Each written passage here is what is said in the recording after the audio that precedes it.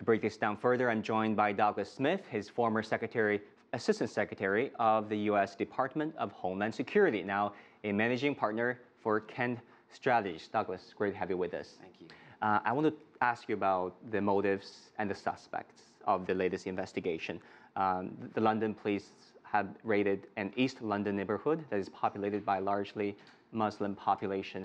From your vantage point, what can we learn so far about the suspects and the potential motives?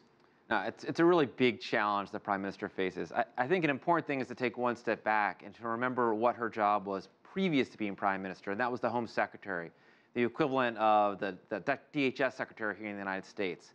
So she had a lot of experience in this space, particularly leading into the London Olympics, really looking where the stadium was getting built, which was in a predominantly Muslim neighborhood. So she has spent a lot of time and energy over the years thinking this through. I do think her points about the internet are an important one.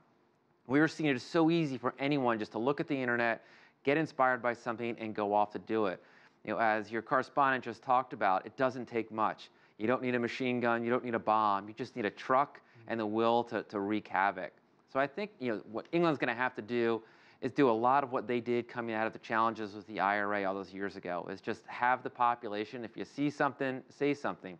And they're a strong and resilient people. I think they'll continue to push back, but these challenges will arise. Well, Theresa May said things must change, enough is enough, but the big question is really how, right? London is a relatively free society with immigrants, and also people have access to knives and guns, well, more so in the States than in London, but still, some have access to shotguns. So for security officials and law enforcement people, how exactly can they change things to prevent another such terror attack? Right, I mean, you make a great point. The challenge in a free and open society is that people can come and go, much like in the United States. I mean, London is an incredibly free and open city. Now, they have cameras everywhere. They have tremendous experience in fighting counterterrorism for many, many years. I think the real challenge is the people are going to have to continue to play an even bigger part.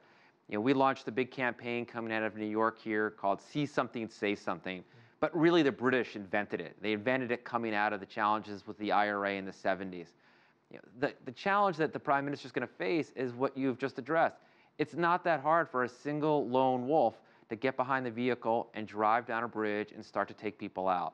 It's always been the thing here in the United States that has most worried security services is the lone wolf. The coordinated larger attack, the longer it takes to plan, the greater the chances are that we can stop it.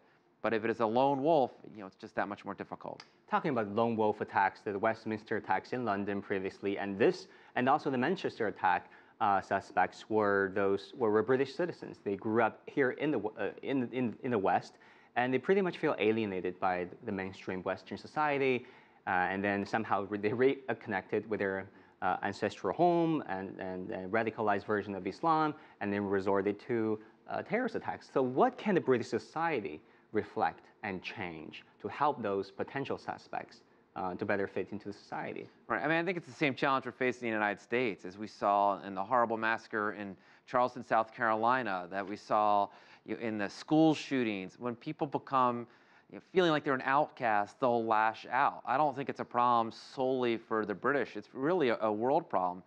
I think today President Trump spent a lot of energy going after and attacking the mayor of London. For what reason, I really don't know. The challenge is really trying to get all of society to feel a part of it.